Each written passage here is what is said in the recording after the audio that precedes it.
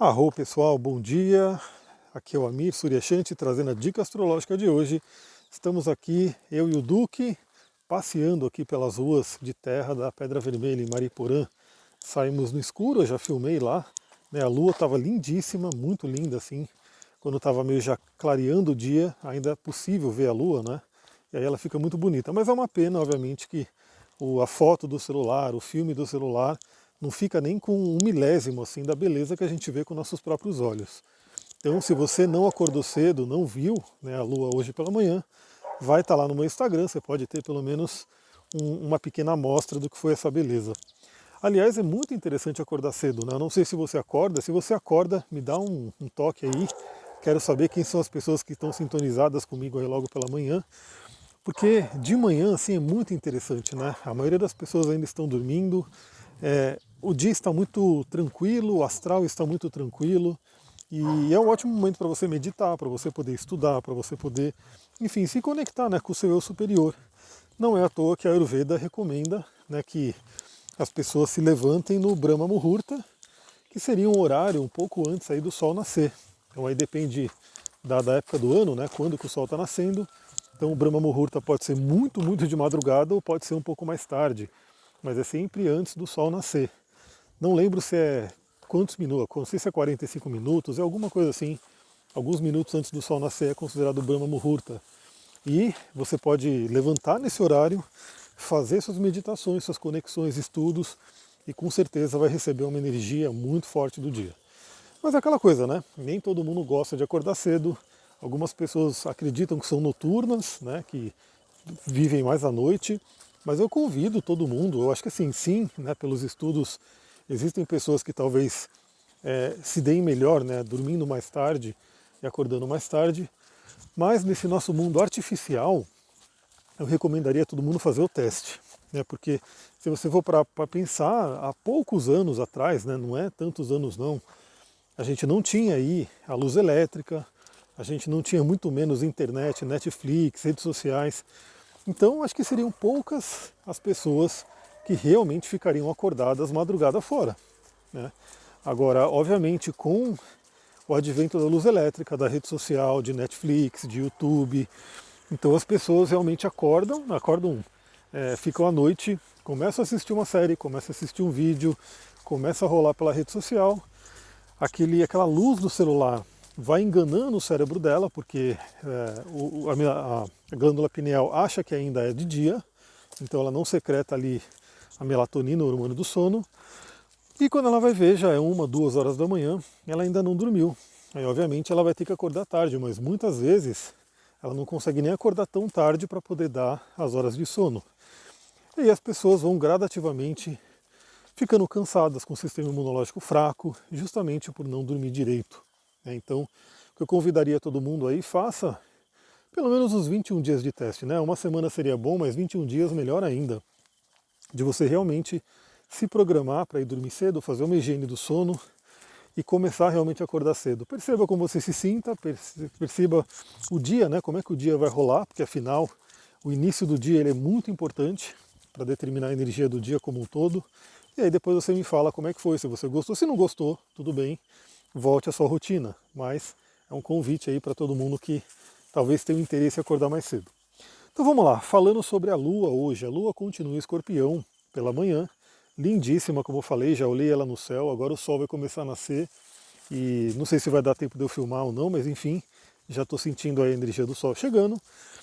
A Lua ontem fez o trígono com Netuno, trazendo aí aquela bênção, aquela questão do amor incondicional, acesso ao inconsciente, então a percepção, né, do mundo das ilusões.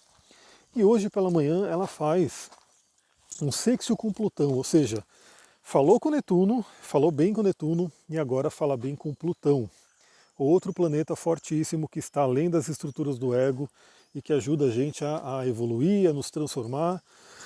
Então Plutão, que também iniciou a sua retrogradação, ou seja, a gente vai ter um trabalho plutoniano aí pela frente, faz um aspecto positivo com a Lua em Escorpião, e Plutão é o regente moderno do Escorpião.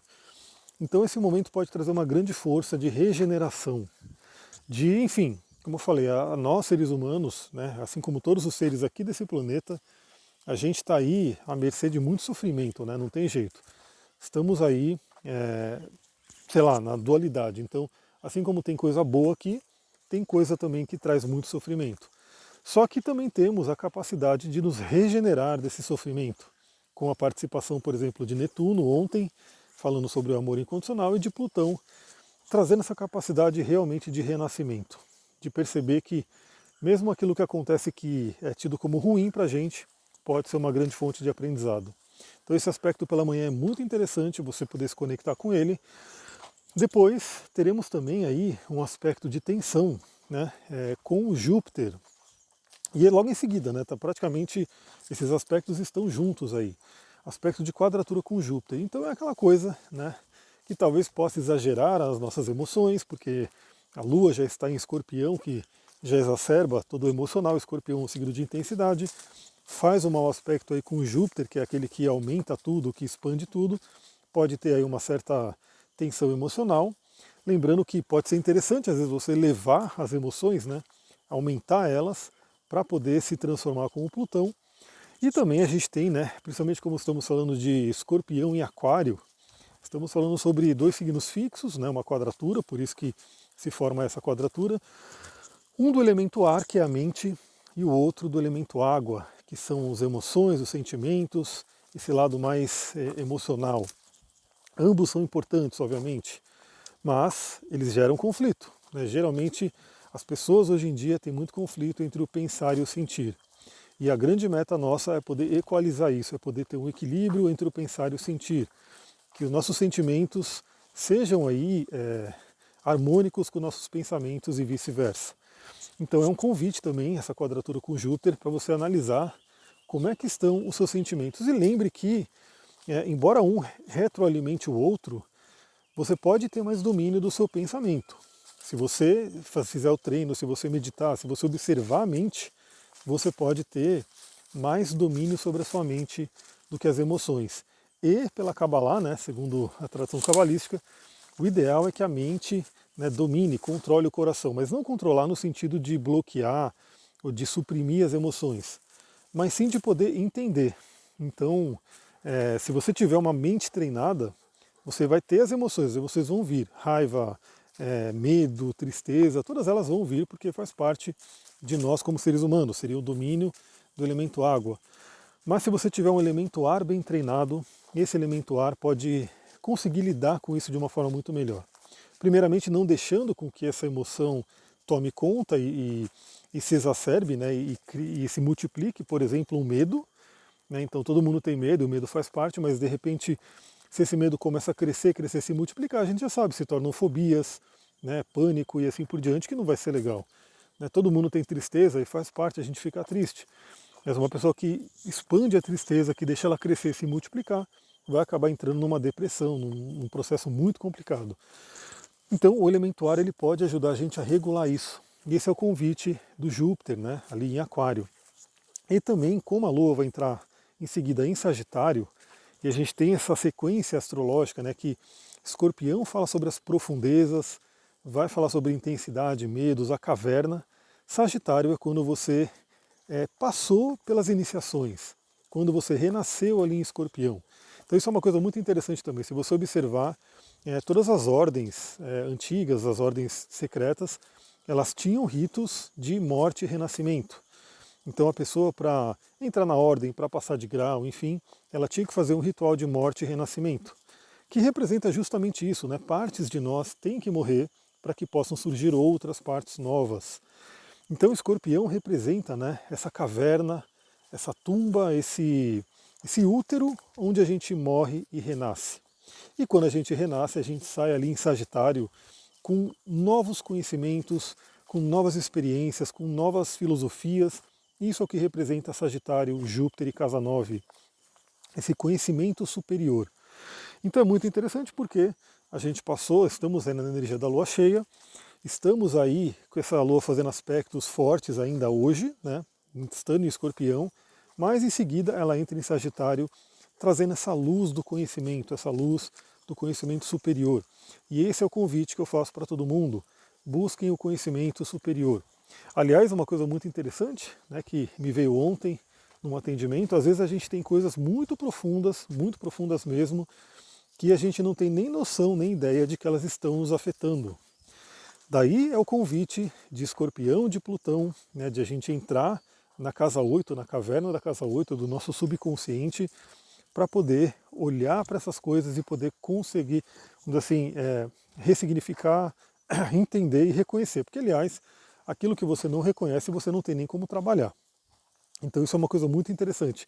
Toda essa estadia na caverna, e sempre que a gente fala no mapa sobre Escorpião, Plutão, o próprio Marte também traz isso, e casa 8, a gente fala sobre essa entrada na caverna. Aliás, é interessante porque você que me ouve pode estar passando por um momento de casa 8, Plutão e Escorpião. Como, às vezes, né, você pode estar passando por uma revolução, né, do mapa da revolução solar, onde o Sol caiu na casa 8.